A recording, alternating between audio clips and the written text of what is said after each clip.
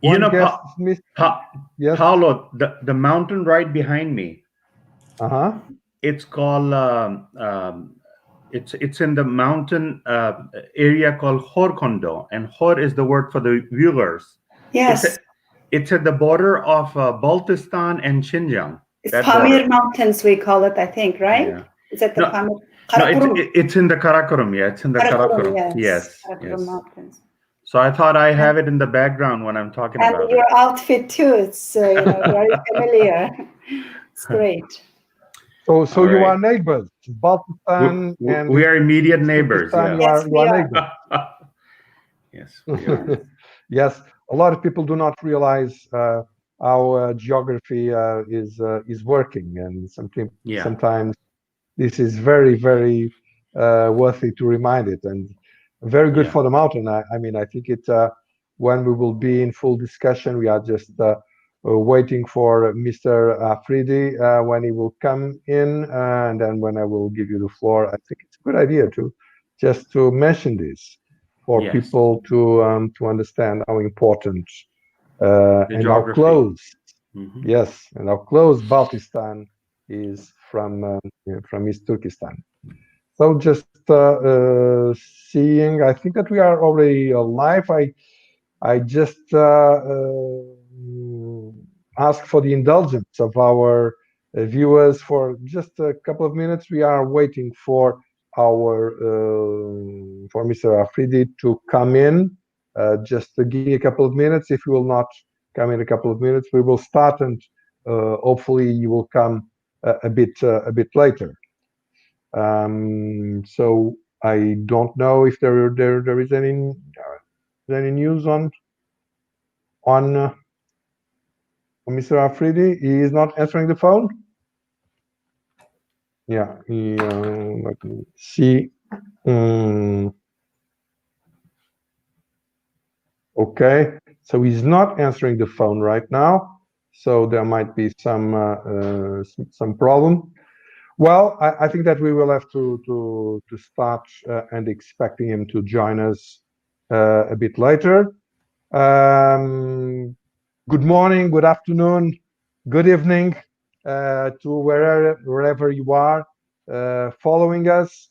South Asia Democratic Forum is today dedicating its attention to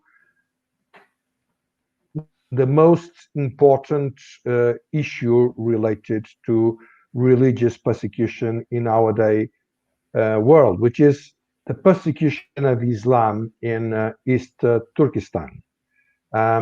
We are following the issue for a variety of reasons, because it is a world issue, but also because it is a regional issue. We have seen the leaders of, namely of Pakistan, to be on the front of a movement that is screaming against Islamophobia, that is supposedly taking care of the West, and this because of never mind what is happening, some drawings in a newspaper, some speech of a president, never mind, be it in France, in the United States, in elsewhere in Europe, they are very concerned with Islamophobia. But just on the other side of the Khyber Pass, there is a land that China calls Xinjiang. That means the the next territory, or the close territory. I might be corrected on this by our first guest, and that was also known as East Turkestan, where the most egregious violations of the rights of freedom to religion are taking place. Thousands of mosques are reported to have been destroyed. A policy of genocide that has been, as such, brought to the attention of the International Criminal Court, has been developed. Well, but these leaders, they are absolutely silent on what is going there. And Actually, they who claim to be the masters of Islam, they are the first ones to persecute in the most harsh way, making people disappear, torturing and murdering otherwise their own minorities, be it in Balochistan, be it in Gilgit-Baltistan, or even among the Pashtun people. So this is what we consider to be really the most important issue. And to discuss it, we have the pleasure of having a keynote speech from Ms. Rushan Abbas. She is the founder and executive director of the campaign for the Uyghurs. And following this, we will have a discussion. We will have, unfortunately, Ms. Gancia, the member of the European Parliament, just told us a while ago that last minute reasons prevent her to come, but we have two guests present, and we are still expecting a third one during these debates. We will see, we will analyze what is the information that we will have from Ms. Abbas on the light of the situation in South Asia. But now, please, the floor is yours, Ms. Rushan Abbas. Once again, thank you so much for being with us, and tell us a bit of what's going on in East Turkestan. Thank you so much. Salam alaikum. So these words, salam alaikum, itself would get anyone arrested in East Turkestan, as the Chinese regime has outlawed even this most peaceful greeting amongst all the normal Islamic practices, labeling these as radicalization. So thank you for the honor of sharing with you today the dire reality of the genocide the Uyghurs are facing as the Chinese regime wages its war on Islam and our ethnic identity under the pretext of Islamic extremism in our homeland, in occupied East Turkestan, which is East Turkestan for us, as this is a symbolic and the geographic and the historical name for us.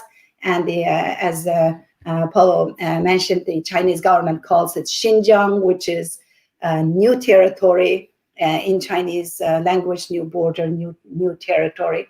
So the Chinese government has developed a complete police state built on DNA collection, ubiquitous cameras, facial recognition softwares, GPS tracking devices on every vehicle, and the QR scanning codes on the Uyghur homes to monitor their daily activities.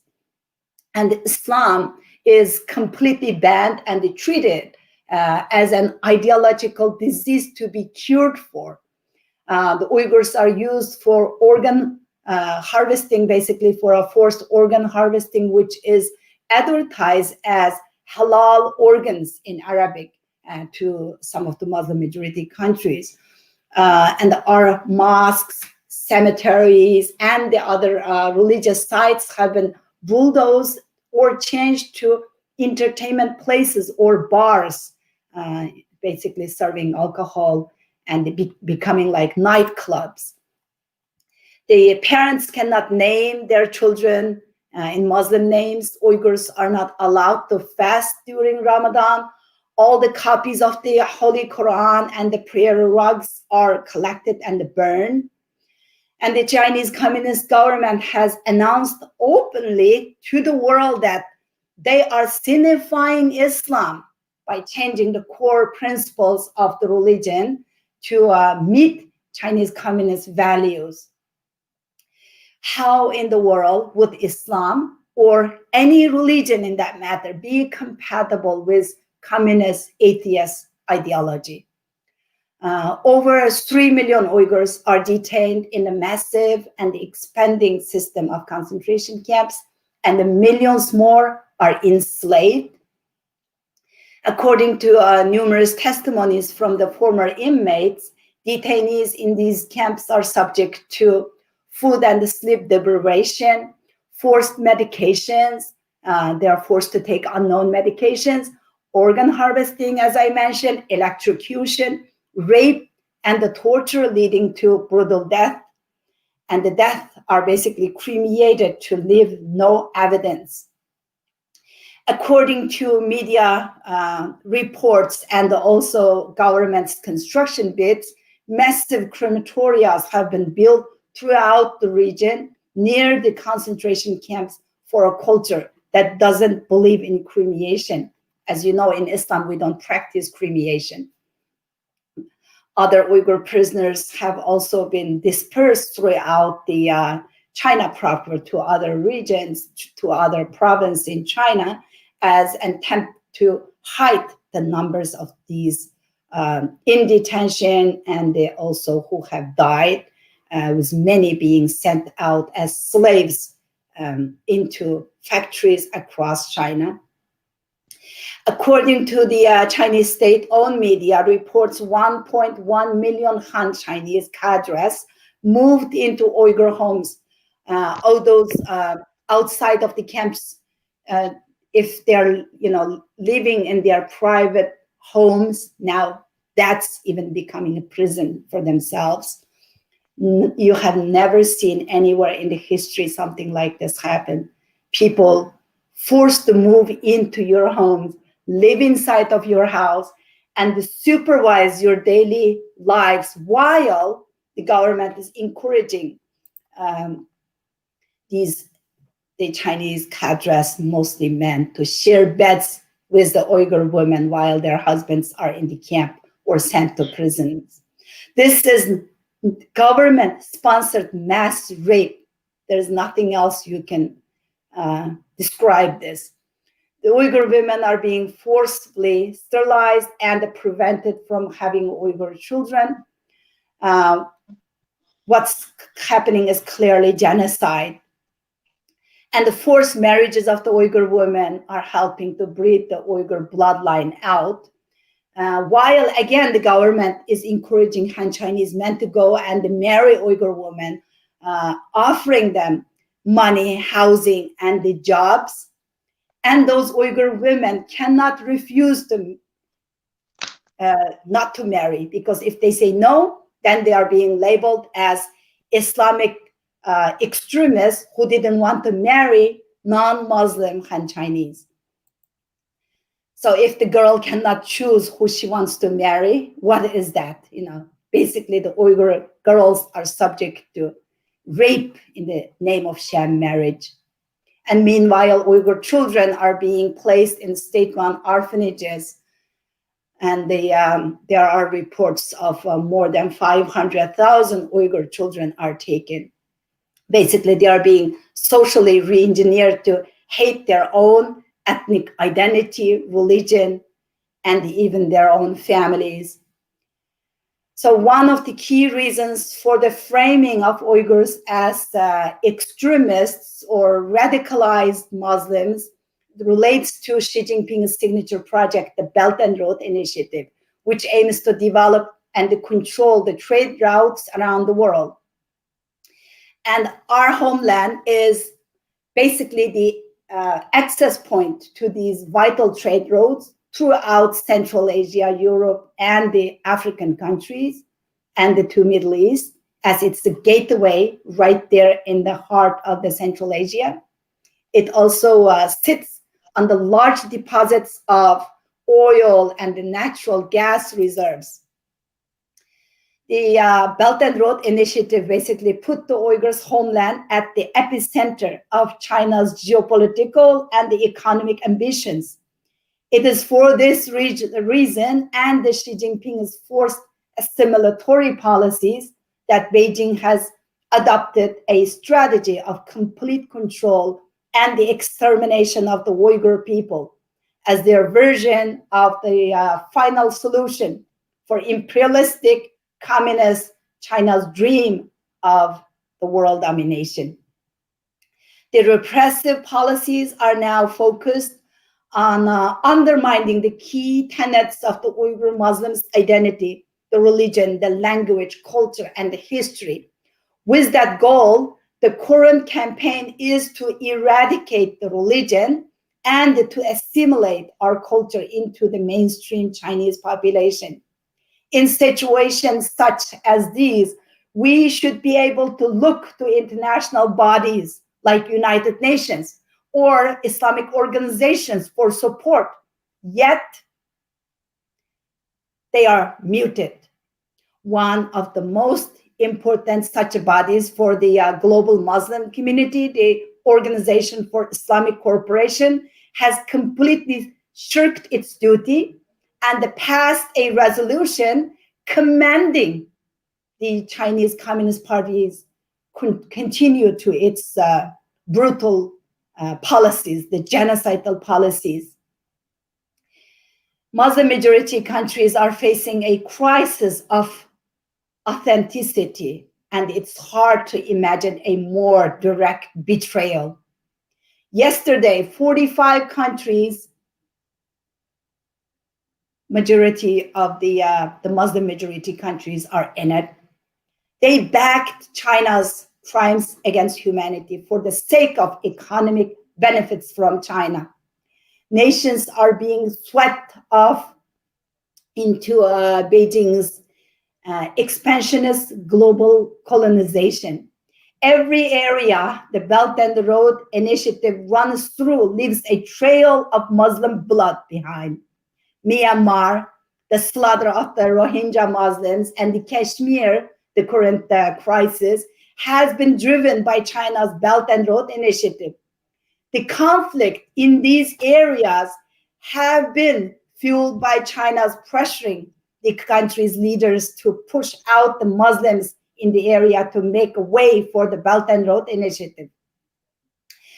This has resulted in the deaths and the displacement of hundreds and thousands of Muslims. Despite this and the horrendous atrocities the Uyghurs are facing, we are confronted by a muted world.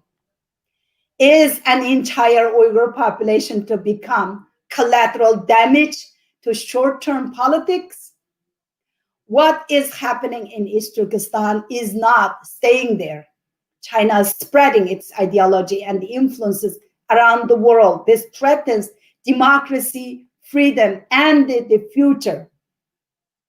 The Uyghurs have already suffered unimaginably. Now it came to the point that the Islamic world must save themselves from colonization by the Chinese Communist regime. I continue to speak not only to advocate for the Uyghurs, but to warn the world, you will all share in our fate if the Chinese Communist regime is not stopped. The Chinese regime's narrative about the camps, the very foundation for their atrocious crimes, comes completely unraveled when we see what people are actually being held there. Many of them are intellectuals, professors, university presidents, doctors, performers, successful business owners, people who are farthest thing from extremists and who don't need vocational job training, as my own sister, a retired medical doctor who was abducted by the Chinese regime as a retaliation for my advocacy work here in America. China has gone from denying the existence of the camps for labeling them vocational schools for job trainings and to teach Chinese language to help Uyghurs get jobs. This is a lie. Does my sister, a retired medical doctor who speaks fluent Mandarin Chinese, and the thousands of Uyghur elites need vocational training? We see how death trap diplomacy is being used to subdue the vulnerable nations of the world, starting with Islamic countries. while China brags about building the largest mosque in Nigeria and organizing international conferences around the world. They have destroyed 8,500 mosques in East Turkestan since 2017, as was recently reported on one of the think tanks, the Australian Strategic Policy Institute. This amounts to 1/3 of region's mosques, plus 7,500 more mosques are significantly damaged. Even if this was not the case, Uyghurs would not be able to allow to use those mosques.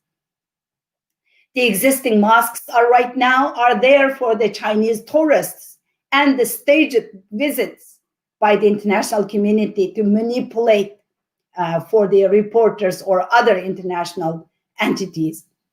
Between the trade threats, the power of the Belt and Road Initiative, and the manipulation within the United Nations, China has become a power able to strong arm the world into kowtowing to its every wish. All nations should also remember, when accepting Chinese investment into such projects, that just as the Chinese authorities granted Chinese people of faith open facilities to practice their faith, and the religious centers have been later used as centers to control them, with cameras installed and the restrictions placed on what the religious leaders can say and teach on. For example, Christian churches cannot talk about the return of Christ because it's threatening to the communist government. Videos last week have come out of some Arab Muslim children from the Middle East singing the Chinese national anthem, the words of which are contrary to the Islamic creed. They are pledging allegiance to the Chinese state by doing so and rejecting the call to be slaves of Allah. Even now, Pakistani children are being sold to China. Women are being trafficked into the country. The Chinese regime views human lives as expendable. How can the Muslim countries continue to ignore reality for China's blood money? As Mandarin Chinese is being pushed as a mandatory course in Pakistan, as the Chinese military is slowly exerting more and more influences within the Pakistan and the Pakistan borders, it's horrifying to see them slowly colonized. It's now like becoming China's province, one of China's province. So basically, the Pakistan is being colonized to their doom. We must warn the entire world, if the pandemic hasn't been enough of a wake-up call as to how untrustworthy this regime is, shouldn't seeing Muslims becoming victims of liberal genocide alert all nations to the future of the world if China continues unchecked? All the values of humanity are being tested at this moment on our watch. The same tactics that the Chinese Communist Party is using to seduce world leaders are the same ones that were used to force Uyghur Muslims to accept the Chinese Communist Party rule, the promise of development. But this has turned to genocide. I'm asking the world to save the Uyghurs. But more than that, I am saying to them, save yourselves. At the end of the Belt and Road Initiative, there can be only one winner, which would be Chinese communist totalitarian regime. Any other countries will have simply been duped. They will lose their ports, their land, their freedom, their lives too, just like the Uyghurs who are facing genocide today. The colonization of our homeland and this genocide did not happen in overnight. To put it bluntly, a country that will do this to people it claims as its own citizens will treat its neighbors and the so-called allies much worse. No one can continue to deny the reality of what's unfolding before our eyes, and evil on the level of unseen since the Nazi Germany and a global threat. It must be swiftly addressed, not as an equal to the international community, but as the barbaric, greedy regime that it is. The conscience of the world is being tested. The Uyghurs' lives are in the balance, but so is the future of the freedom and the democracy. For the sake of humanity, I urge all countries, do not stand by the further complicity in the genocide and the colonial brutalities of China's bloodthirsty ambitions. And save yourself and save your country before it's too late. Thank you.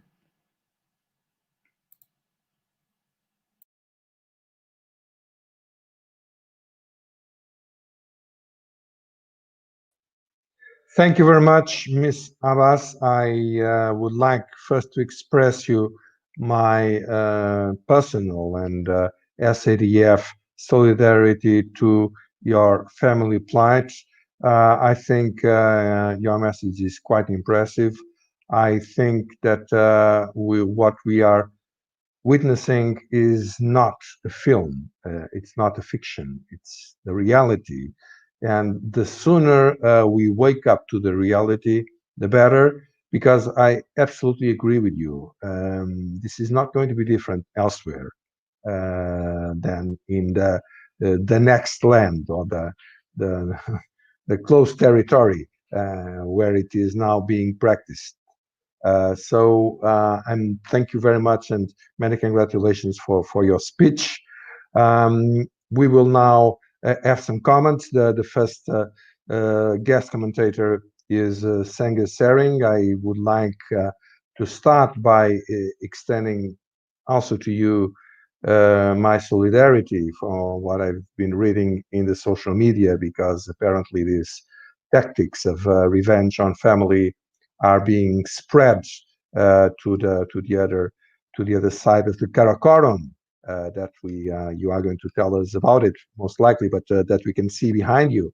And so I understand that your family, as in Baltistan, has been the victim of the reprisals of the Pakistan authorities for your activism denouncing the oppression in your land. And my solidarity is something that you can certainly count on.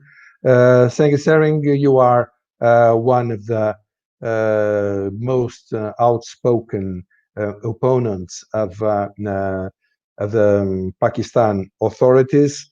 I would like for you to give us a bit of a sense of what does it mean. I mean, we have a country that really does not see what is going on next door over the Khyber Pass, that claims it wants to liberate the Muslims in India from the supposedly oppressive regime that they are being subjected to. But how is it with its own citizens that the majority of them, as we know, are also Muslims?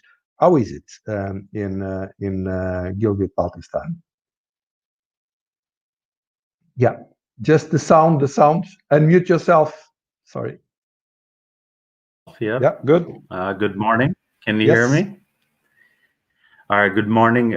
Thank you, Paulo, once again. I think this is an extremely important topic that we are discussing today. So I'm very honored that you have invited me as one of the discussants here. I want to say good morning to Siegfried, Roshan, and Fazlur Rahman Afridi Saab. My name is Senga Sering. I come from Gilgit Baltistan, which is an Indian land in Pakistani occupation. That's how I describe it. It is an immediate neighbor of in the north with East Turkestan, which is a native land of Roshan Abbas, and in the south with Khyber Pakhtunkhwa, which is native land of Afridi Saab. So I think three immediate neighbors are right here talking about this issue. Thank you once again about talking about my family. I think Roshan and a lot of Pashtuns, we share the same issue, which is that Chinese and the Pakistanis, they attack our families. And every time when we talk about our rights and try to expose the crimes there, they attack our families. So Pakistani ISI personnel, they went to my sister and they threatened to hurt her children and herself in case I do not stop my activities from Washington D.C. So I think this is a very typical behavior of the Chinese and the Pakistani establishment, is that they attack the women and children. They attack the weakest in the society first, and it would not stop us from talking about our issues. It would not stop us from describing what is going on in Gilgit-Baltistan. I know Paulo for almost 10, 11 years now, and I think Paulo would agree with me that when the first time when we met in 2009, I guess, and we were talking about what China is doing in Xinjiang and Tibet, and now the same policy of exploitation has been extended, and it's spreading into different Pakistani parts, including the Pashtun parts, the Baluch, the Sindhis, Gilgit-Baltistan. Obviously, it's a gateway to Pakistan, so we are the first victims. So it seems like just like Corona, just like China virus, the economic exploitation and the cultural genocide that China carries in Xinjiang and in Tibet, it's also using and replicating the same tools, and I would say teaching Pakistan, helping Pakistan learn how to overcome and oppress and suppress the ethnic minorities and the cultural minorities in its own area. I mean, a lot of our Baluch friends, I mean, there's no one from Baluchistan here today. They will tell you that when the Pakistanis are torturing and investigating, and the Baluch, sometimes they're Chinese, the Han Chinese who are present there, observing the investigation and interrogation methods that the Pakistanis would use, and then help them. So it seems like China, with its oppressive behavior, its economic expansionism, its geostrategic expansionism, this greed, it is to see itself as the next world power and replace the United States. It seems like China has gone berserk, and it is using Pakistan as one of the launch pads to extend its own tentacles into the Indian Ocean, and from there obviously into the Middle East and the Persian Gulf. And as Roshan said, the gateway from China, the first staging post, is Xinjiang. Without Xinjiang, it would not be able to extend itself into Pashtun, Baloch areas, into the Indian parts of Gilgit-Baltistan, into Afghanistan and Iran, and so on. So this concept of what China says, that they're trying to mainstream the local empowerment, this is not mainstreaming local empowerment. It is basically disenfranchising the locals. It is taking away their right to control their own land and resources. It is taking away their cultural identity.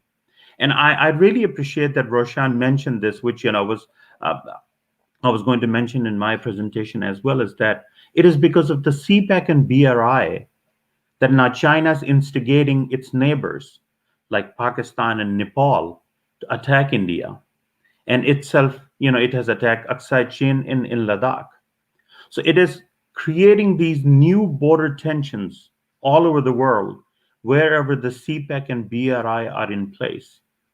And this is how, divide and rule is helping China, move in and act as if like, it is a well-wisher of the local people, as if it's a friends with the local people, and, show United States and European nations and India and other countries as some kind of like, a threat for the local people. So this is how they are moving in and in the name of, like trying to help Pakistan, for instance, trying to help Sri Lanka, trying to help Myanmar or Nepal, they're trying to create these border tensions with India, because it sees India as the only country in Asia that could eventually challenge China's growing the growth of the expansionism of the Communist Party. Is India is there as a bulwark. So I think China is using the neighbors and the border issues with India as a tool to expand its influence in those countries. So one of the things that Pakistan is doing right now, as you all know, is expanding its influence in Gilgit-Baltistan and try to annex it. This is because of the CPEC. China is forcing Pakistan to deny autonomy to the local people and merge it into Pakistan. So up until now, we are not part of Pakistan by any international standard rules. We're not part of Pakistan, but now China is asking Pakistan to annex it. So you see a lot of protests going on in Gilgit-Baltistan right now, telling Pakistan that the land belongs to the locals and Pakistan does not have the right to make decisions on behalf of the locals. They are, just like in Xinjiang, for instance, cultural genocide is one of the tools that China uses to impose itself on local people. Because when you deny a relationship of the local people with their history, and it enables exploiters like China and Islamabad to then remove them from their own land. There's a huge movement of demographic change going on in Gilgit-Baltistan, and it is very closely linked with the cultural and religious genocide that we see in Xinjiang, for instance. In Pakistan, the local people in Gilgit-Baltistan are forced to read books from the education department from Punjab, for instance. So locals are not taught about their own history. Locals are not taught about their own cultural traits and their own heroes and villains. They're taught in schools, in primary schools and middle schools. They're taught about the heroes and the lifestyle and the agricultural methods and politics of Punjab and the rest of Pakistan. So this is how they are being removed from their own relationship with their past. The past which connect us with India and Xinjiang, for instance, Gilgit-Baltistan as being a staging post on Silk Road. It has accepted and accommodated cultures from Xinjiang, from Central Asia, from Tibet, from northern India, and all that richness. It is slowly being erased. It is being denied a recognition by the state of Pakistan. So locals could be easily absorbed and assimilated into the culture that the Pakistani military has created in the last 30 or 40 years, right? This is what they're learning from the Chinese, replicating the same models in different parts of Pakistan, like in Balochistan, in the Pashtun areas, denying them the right to learn about their own language and history and culture, so that they could be absorbed without much resistance. I mean, Bangladesh, after facing almost 3 million people, the death of 3 million people, a genocide, a huge genocide caused by Pakistan, and almost rape of 500,000 local women, eventually became Bangladesh. And the way it started was because they were denied their cultural identity. They were denied the right to learn about their language in their schools and colleges, and that's how the whole movement started, which eventually led to the breakup of Pakistan. So this is the same model of exploitation and assimilation that China and Pakistan use to expand their strategic as well as economic tentacles in these areas and deny the local people all of our economic, the means of production and revenue, for instance, our local resources are now in the hands of the Chinese. Our surveillance system, our telecommunication system, it's in the hand of the Chinese. I mean, Pakistani military chief was in Gilgit just 2 days ago, and he inaugurated some kind of like, a state-of-the-art telecommunication system, they're calling it. This is all how to enable China to improve its surveillance and to control local people so they can easily, exploit the resources and could be able to counter any kind of uprising from the locals. So they are slowly replicating the models of exploitation and abuse and genocide that we see in Tibet and Xinjiang, in Gilgit-Baltistan, and into Baloch areas and Sindh areas, for instance, where they are extracting a lot of coal right now, building one of the largest coal energy centers in Pakistan there. So all these revenues, they're ending up in Beijing, in Islamabad, denying the locals the right of revenue and benefits. They're leasing out all our mountains with gems and precious metals to outsiders. I mean, local politicians, for instance, they say that if there's anything under a mountain, precious stones or heavy metals or gems, it has already been leased out to the Chinese.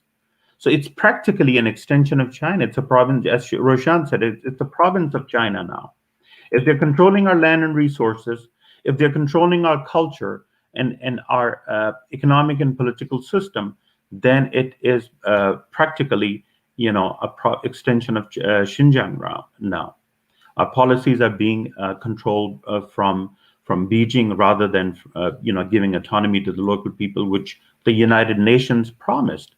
The resolution, the United Nations Security Council resolution that asked Pakistan to withdraw from Gilgit-Baltistan has also enabled the local to have an authority over their own land and resources. And that is what China and Pakistan are denying right now.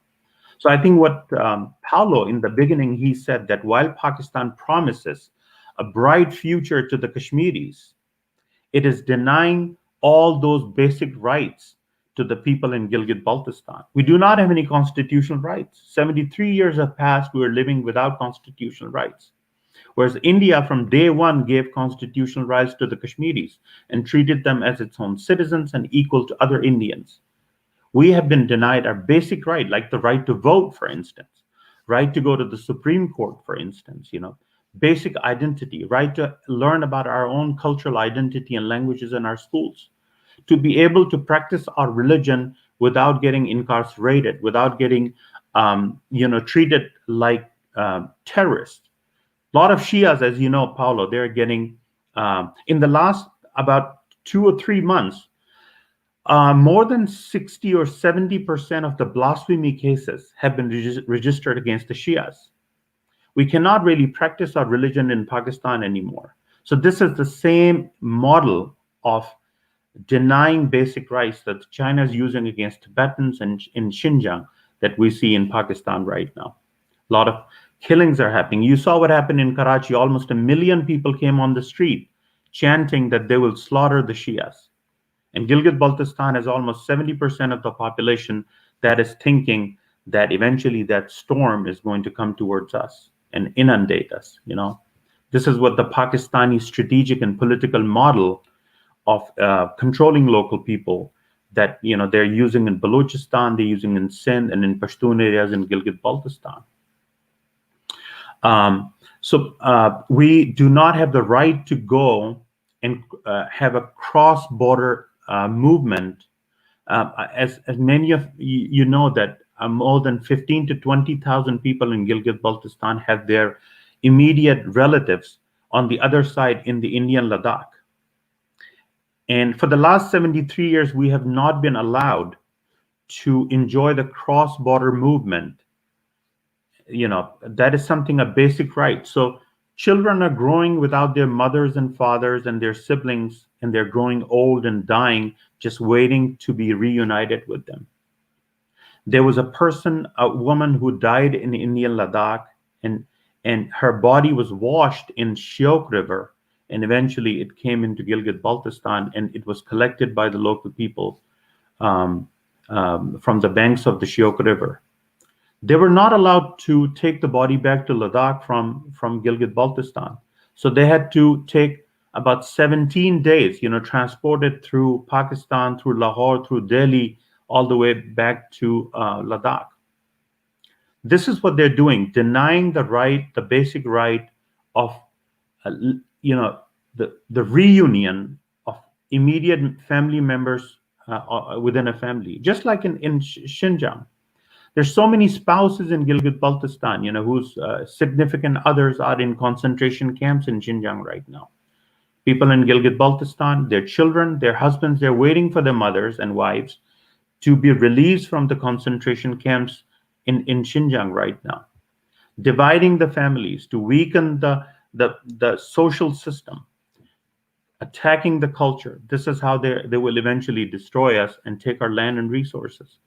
There are Buddhist cultural sites in Gilgit-Baltistan, very important for the Buddhist of Ladakh.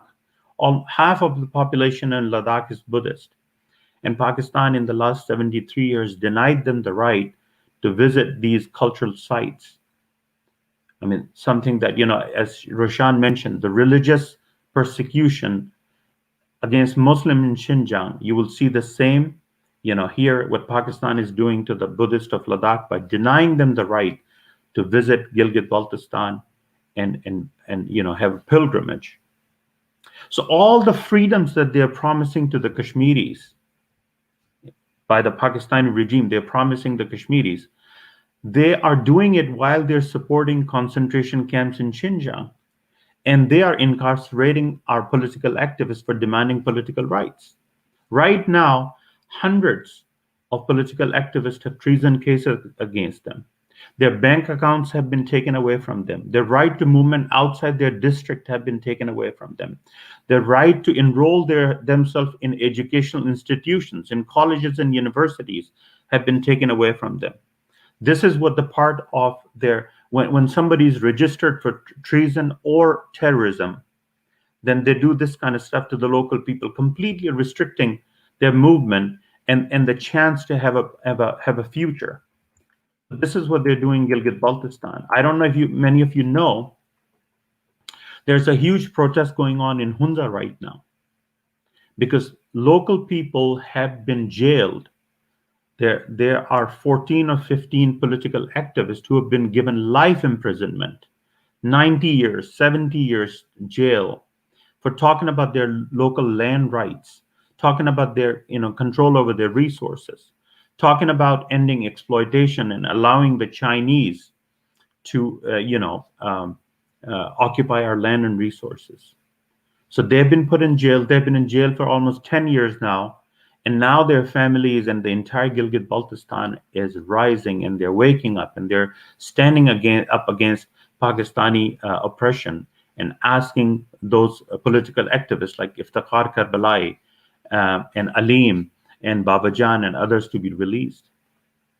So this is what they're doing. Anybody who talks about their own land and rights, they're incarcerated, just like they're doing in Xinjiang. I think we share a lot with Xinjiang. We share a lot with what China is doing in Xinjiang. And if we do not help the international community stop, then definitely our future is not going to be any different from what has happened to the minorities in Inner Mongolia, in Zhuang Autonomous Region, in Manchuria, in East Turkestan, in Tibet.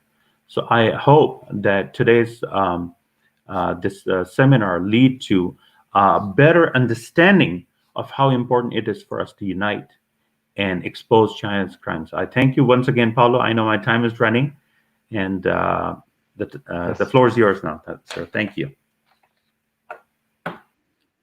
Thank you very much, Senged, for this very comprehensive statement and all the questions you raised. We are receiving a lot of questions from YouTube, some of them directed to our speakers. One of them mentioned me in particular, although I can imagine that Dr. Siegfried Wolf can return to the issue, is what is the European Union and the United Nations doing about it? I just would like to remind that Germany just a couple of days ago, in the 6th of October, presented in the United Nations a declaration on the terrible situation of human rights in Xinjiang, as it called, supported by other 38 countries.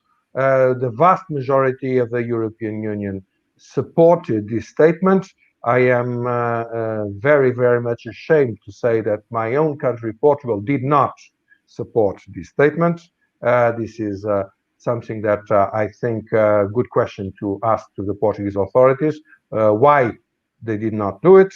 In the meantime, there has been some movement, not what we could expect, but there has been some movement. But without losing further time, I hope that in the end we will be able to get a bit of discussion with the questions coming from our audience through YouTube. I would like to give the floor to Mr. Fazal Afridi, who is the Pashtun Tahfuz movement representative to the European Union and United Nations. And I know some questions have been already raised to you on the situation of Uyghurs, but really, I mean, does Pakistan state treat Muslims, pay more attention to Muslims, Pashtun Muslims, than what we have seen in Gilgit-Baltistan or not? Could you please elaborate? The floor is yours, but please take care with the time because I would like to have some minutes for discussion. Please.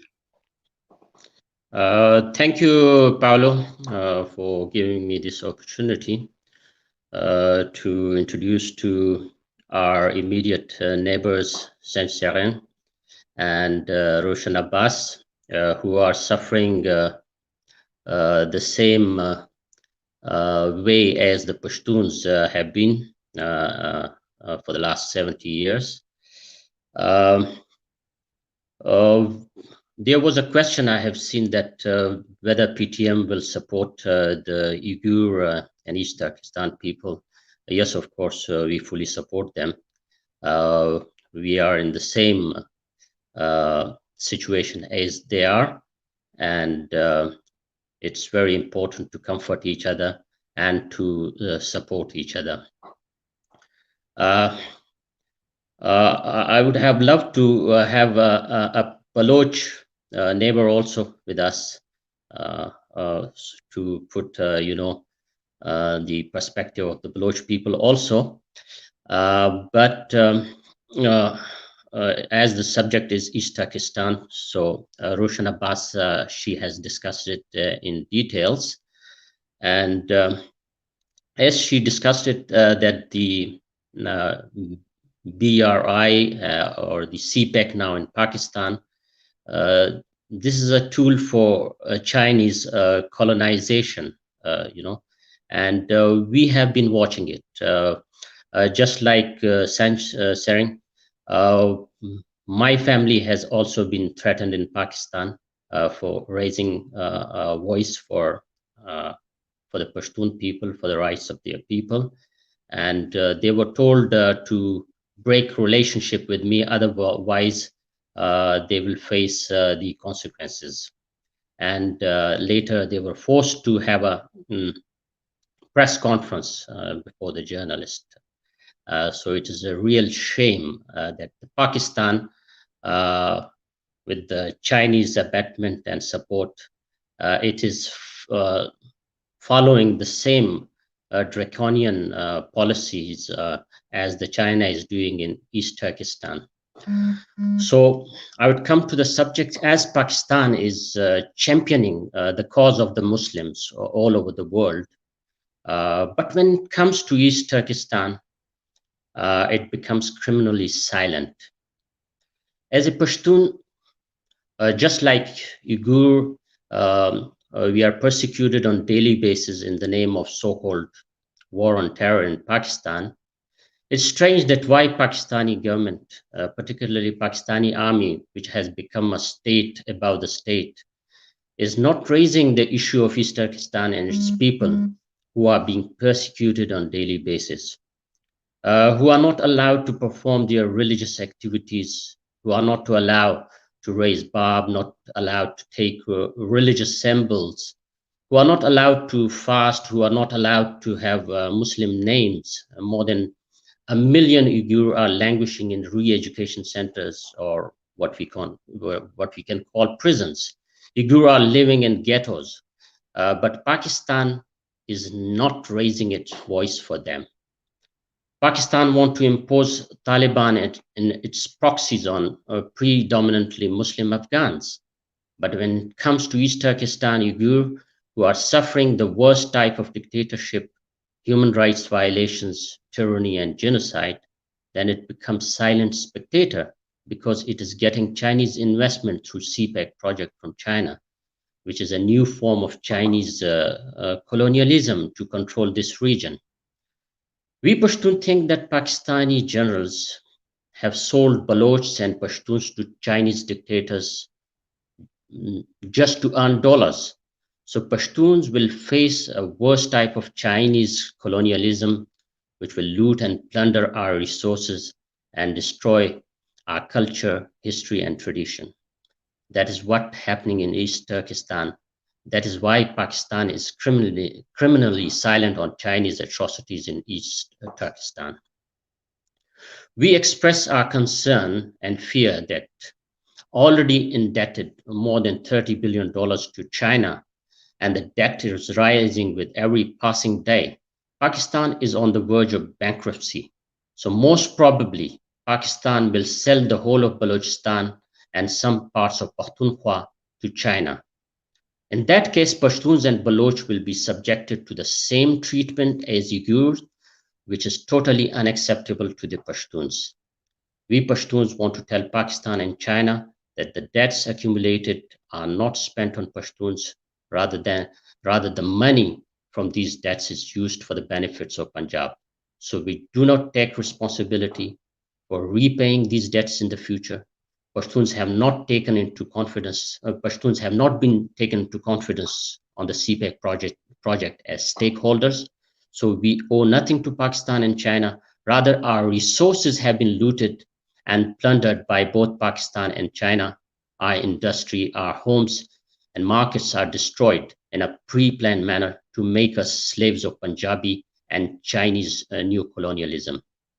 If we are continued to such slavery, if we are conditioned to such slavery, we will resort to our inalienable right to self-determination.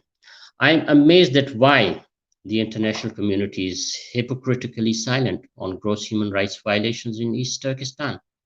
Can we condone human rights for trade with China? Pakistan is using political Islam as a tool for training and financing terrorist groups like Taliban Haqqani Network in predominantly Muslim Afghanistan and Lashkar-e-Tayyiba and Jaish-e-Mohammed in predominantly Muslim Indian Kashmir and even in Gilgit-Baltistan. But when it comes to East Turkestan, it cannot even morally or politically support the Muslim Uyghurs. This shows that Pakistan is not interested in Islam, but it uses the name of Islam to forward its strategic and political agenda to destabilize the region.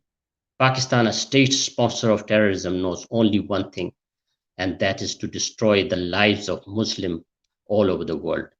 I think Pashtuns and Balochs have understood the Pakistani game, and even our brothers from Gilgit-Baltistan, even Uyghur in the East Turkestan, because Pakistan is playing the same game with the Chinese government, the Pakistani game, and both these nations, the Pashtuns and Baloch and the other nations, will resist the subjugation of them by the Pakistan and China. In the face of overwhelming evidence of grave abuses in Xinjiang, in East Turkestan, international community should pursue a range of multilateral and unilateral actions, including joint actions at the UN Human Rights Council, assess the evidence and abuses, and take targeted sanctions on the Chinese regime. So it was my assessment. I hope if there are questions, we will discuss it. The time is short. Thank you very much. Thank you very much, Fazal, for your very acute state of play of your own movement, your own people. This is very important to understand. I think it is perhaps The most misunderstood situation I've ever seen is exactly the one of Pashtun, because the whole world was led to be convinced that the problem was coming from these Pashtuns that were living in these wild tribal areas that wanted to make terrorism, and the poor Pakistan was not able to control it. Well, it is absolutely the reverse. I think that the Pashtun, the PTM, has been very successful in showing that this is the case. The Pashtun people are protesting against the forced Talibanization promoted by the country. This is a very important message.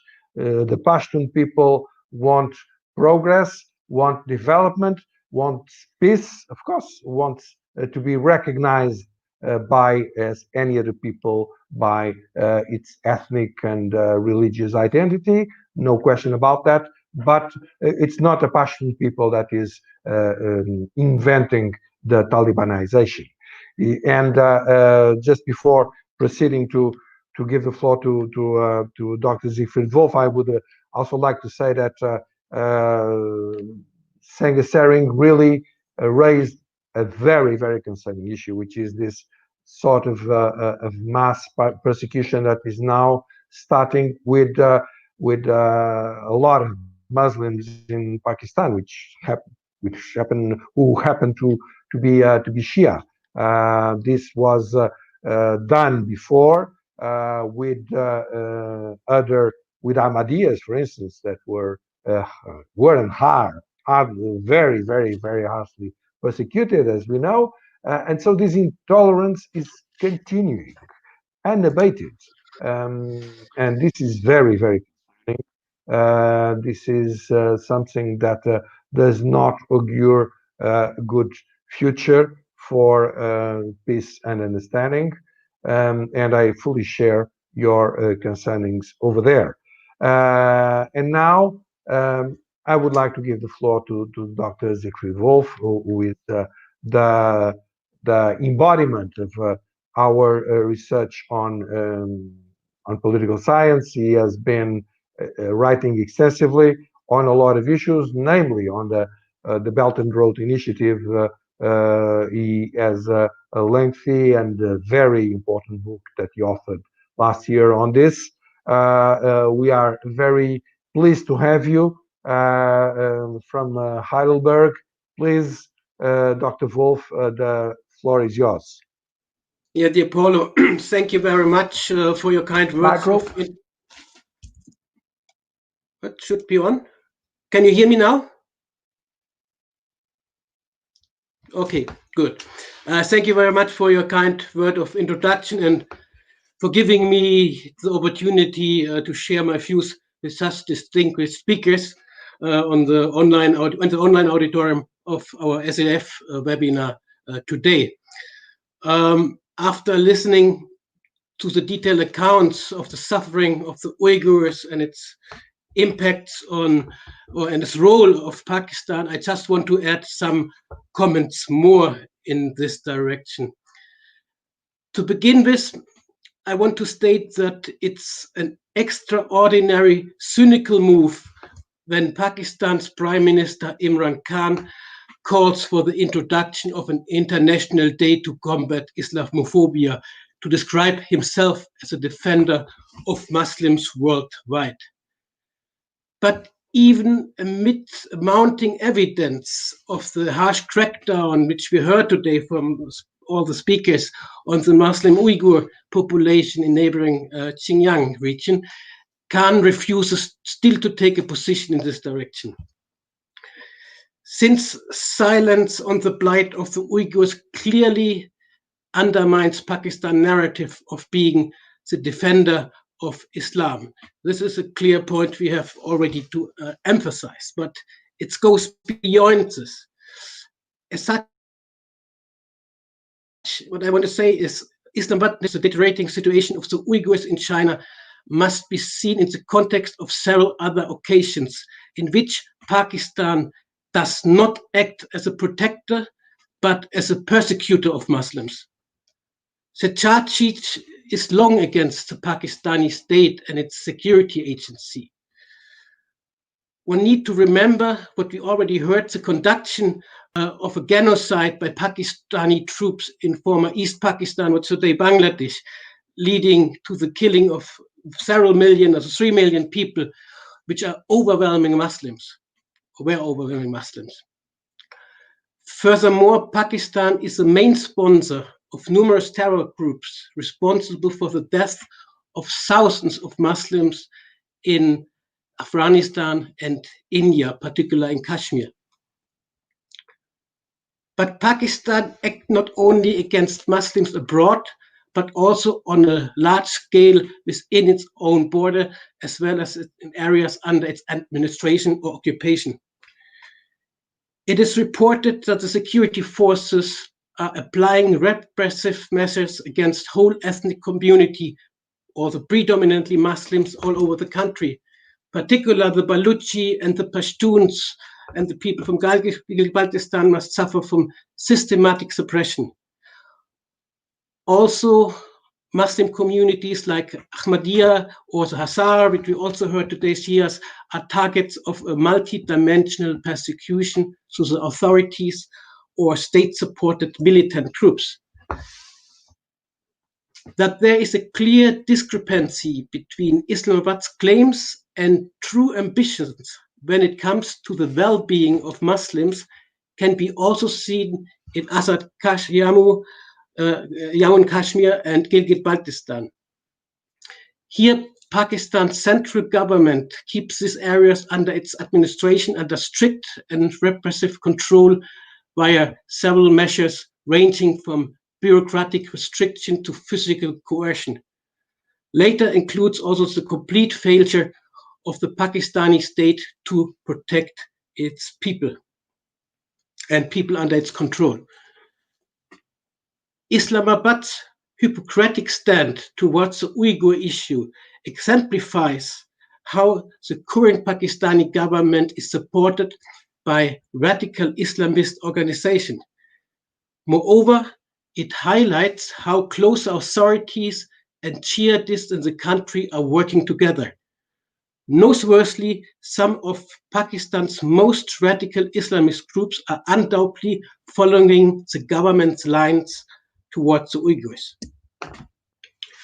Either radical organizations remain silent and or they deny earlier critical comments on China. Some of them even made positive statements on China in general and Beijing's treatment of the Uyghurs in particular. For example, the radical Islamist party, besides being aware of the persecution of the Uyghurs, declared that Beijing treats its Muslim citizens in a moderate way. The international wanted terrorist Hafiz Mohammed Said, the leader of Jamaat-ul-Dawah and Lashkar-e-Toiba, stated that China is Pakistan's time-tested friend and completely ignores the atrocity against the Uyghurs. The fact that the Jamaat-e-Islami Pakistan remained silent on the Uyghur issue too, but organized countrywide rallies against the French satirical weekly Charlie Hebdo caricatures, aims not only to support Prime Minister Khan stand on the issue, but is an additional proof for the close collaboration between religious hardliners and the government. Obviously, Pakistan remains silent on the Uyghur issue because it does not want to create tension in its relationship with China. It is apparent that the country's establishment is not interested to lose economic benefits, which it extracts from China's development project, especially in the context of the China-Pakistan economic corridor, which is more or less can be described as a flagship project of the Belt and Road Initiative. Moreover, the neglect of the Uyghurs is part of Islamabad's effort to prove itself as a trustworthy partner of Beijing in order to continue the deepening of the bilateral defense and security cooperation. By doing so, Pakistani leadership clearly departs from its claim to be the champion of the right to self-determination and other political freedoms, as well as human rights for Muslim people. There are also indications that Pakistan state agents are involved with the harassment and killing of dissidents outside its borders, which includes Europe too. That Pakistan is a threat not only for the region, South Asia, but also for the European Union becomes also clear in the case of the Pakistan politician Ghulam Ahmad Bilur. In 2012, during his tenure as a federal minister, he offered $100,000 reward for the assassination of the US-based maker of the Islam-critical movie Innocent of Muslims. Furthermore, in 2015, during his tenure as a member of the National Assembly, he announced a $200,000 bounty for the head of the Charlie Hebdo and $100,000 compensation for the family of the terrorists who killed 12 people and injured 11 people during the Charlie Hebdo shooting in Paris. That the member of Pakistan National Parliament, who served several times as a federal minister, is able to offer bounties for the killing of US and EU residents without condemnation and other consequences is extraordinarily worrisome. Moreover, it highlights the disrespect of the Pakistani establishment for democratic norms and human rights, especially for human life. Thank you very much.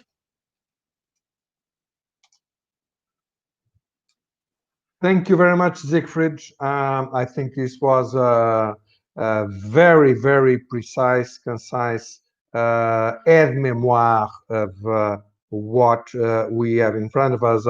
One of the things I think we could really get to the wider public is that can we really think that the last terrorist attack on the old facilities of Canard Enchaîné conducted by a Pakistani citizen, can it be seen as independent from the incitements publicly done by the Prime Minister of Pakistan that went to the point, as we know, of praising Osama bin Laden in the parliament, in the national parliament of his country? It's really a question I think we should come back to. But perhaps now, as the time is going, I think I would go for a second round for all of us to express ourselves on the issues that were raised during the questionnaire from YouTube, or to the questions that we each of us raised to the others. I don't know if Ms. Roshan Abbas, if you would like to give us some reaction to what has been said and some of the questions, namely the issue of the reaction or absence of reaction of the European Union and the United Nations, please. Thank you so much, Paulo, Mr. Wolf, and Mr. Fazal, and Mr. Sering. Everybody's comments actually right on the path of what we want the intellectual communities and the think tanks and the forums to speak and the voice our concerns. I really appreciate. And then now the most important thing is we need to push for tangible actions from the European Union, from the United Nations. Right now, I see some questions about why United Nations is not doing anything about what's happening in East Turkestan. Well, there is a vote going on for China being on the Human Rights Council, and it's like the Chinese government being the head of several main core organizations in United Nations is like inviting the murderer to judge its own trial. The United Nations is basically becoming, basically becoming inactive because of the China's manipulations. So we have a lot of work to do, and what everybody said here, everybody's comments, it really gives us hope. Thank you so much, and looking forward to the further collaboration. Thank you very much. I think that this is exactly what we have in our mind. Thank you for your presence. I think that to all of us, we gain immensely from it and from the live presentation of the tragedy that is unfolding over your people. Senga, please.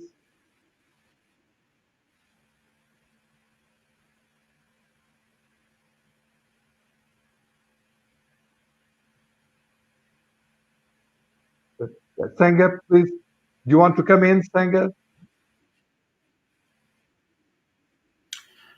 Well, Paulo, I want to extend gratitude to South Asia Democratic Forum for arranging this seminar to make us aware of the persecution, genocide in East Turkestan. I want to extend my solidarity with Roshan Abbas. She and her family has suffered immensely to carry the word of her local community, and they are sacrificing their present for better future for the next generations. So it's a great and commendable job that they're doing. I extend my solidarity, and at the same time, I would like to say that India is a great friend of the Uyghur people, and India would like to see a neighborhood where our mutual interest could be promoted.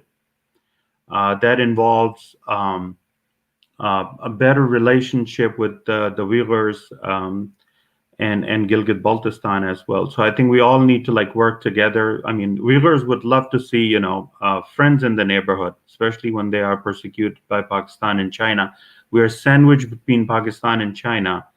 So I think, as I believe that, friends like India and United States, they need to work together to help the Uyghurs. This is the time. We cannot be politically correct for the rest of our lives and see persecution go on and stay mum. Our friends like India and the United States need to come together, need to work together with Japan, with Europe, with other countries, Australia, and we need to contain the spread of the communist virus that I call the Communist Party of China. So I hope that the Uyghurs are able to attain their freedom in our lifetime, and hope to live in a free society where we are not persecuted by the might and greed of Chinese and the Pakistani establishments. Thank you. Thank you very much, Senga. So coming now to Fazal Afridi, do you want to say anything before we wind up our debate? Thank you very much, Paolo. First of all, I would like to express my solidarity with Roshan Abbas, and we fully support East Turkestan. Censoring aussi, it's very important, that we should be together. We are in front of a common enemy, the enemy which want to impose radical Islam, the Taliban, and the other terrorist groups on us in Pakistan and in Afghanistan. But they themselves, in their countries, they are not allowing even normal activities, religious activities, and they are suppressing and persecuting Muslims in their own countries. So we have to be, we the liberal people, have to be united against this tyranny and oppression. We have to work together, and together we are stronger, and there is a hope, because more and more people are coming out and they are speaking against these fascist regimes. And hopefully the United Nations and international stakeholders one day will listen to us, and at the end we will prevail. The forces of liberty will prevail at the end. Thank you very much. Thank you very much. This is absolutely a very good summing up of what we have to do. Dr. Wolf, dear Siegfried. Yeah, one or two lines more to sum up. What I want to highlight is the silence and ignorance of Pakistan on the persecution of the Uyghur is one element of a larger policy framework of Pakistan's establishment, which is related with cross-border terrorism, narco-terrorism against India, state terror against their own people. It's all part of one bigger issue, and which you have to see interconnected also with the issues what the ISI or pro-Pakistan elements are doing in Europe or in the United States.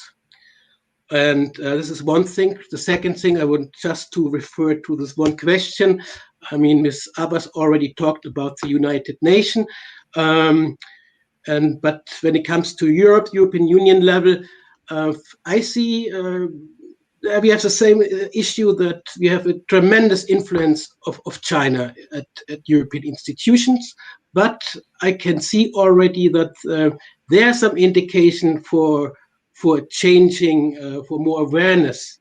That, for example, in particular, when it comes to the German government, what I see that this notion of change through trade doesn't work with China. Yeah, and the most interesting development of the last weeks, besides the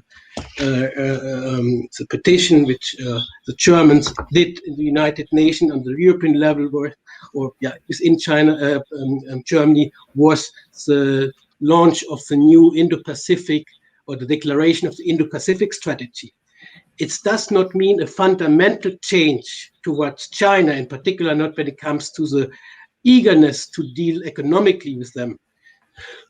But there's at least a willingness not to accept everything, which comes in particular visible when to this notion that Germany wants to strengthening a counterbalance in the South China Sea towards China influence.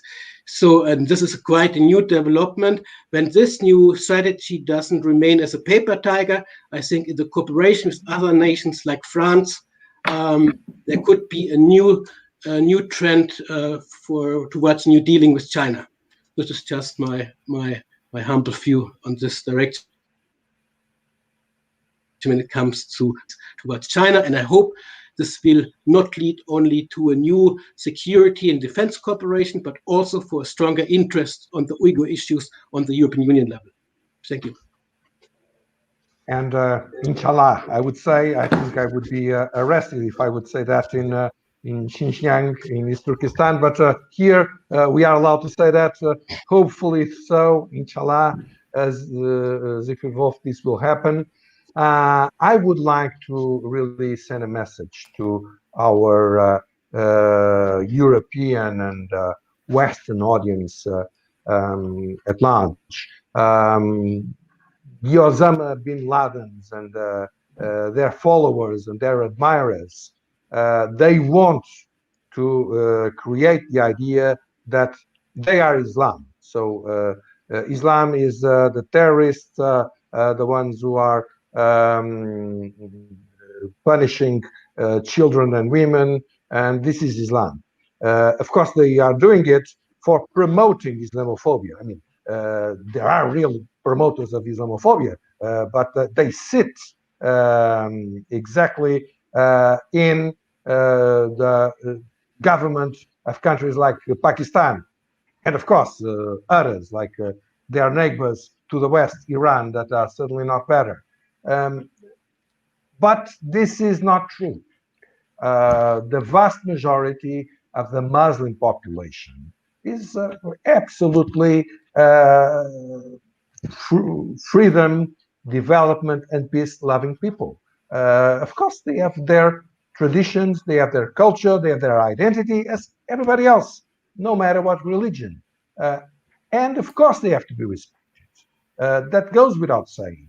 The vast majority of them, they have nothing to do with these terrorists and these fanatics that actually, as we are seeing, they could not care less with Islam or with the people that are professing the Muslim faith, as we can see very clearly in what is happening in Xinjiang, when their interests, their political interests, their very selfish interests do not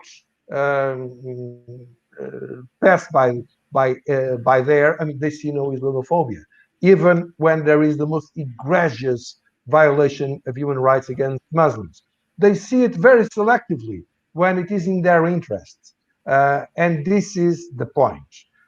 We should not fall in the trap that is put in front of us. No, the people, the vast majority of the people, they are united for the same wants and the same values. Of course, with different histories, different characteristics, different identities. Fortunately so, because I would not like to live in a country where, or in a world where everybody would be exactly squared and equal, everybody to everybody. I mean, it would be an horrendous world. We are different, of course, but we have identical values, and we have to be conscious of this. We have to show our utmost solidarity with everyone that is being oppressed, be it in Xinjiang, be it in the Pashtun countries, be it in Gilgit-Baltistan, in Balochistan. Of course, we will come back to Balochistan, no doubt about it. Be it in Iran, be it wherever, we must be in solidarity with these peoples. And thank you so much to you, to your brilliant presence, to Miss Abbas. We were very, very pleased to have you here. To Afride Fazal, Senge Sering, Siegfried Wolf. Thank you to all of you that have been listening and following us, that raised issues, questions through YouTube. And we are looking forward to seeing you again in the near future. We did not decide yet when and on what issue, but we certainly will come back to you soon. Thank you very much to all.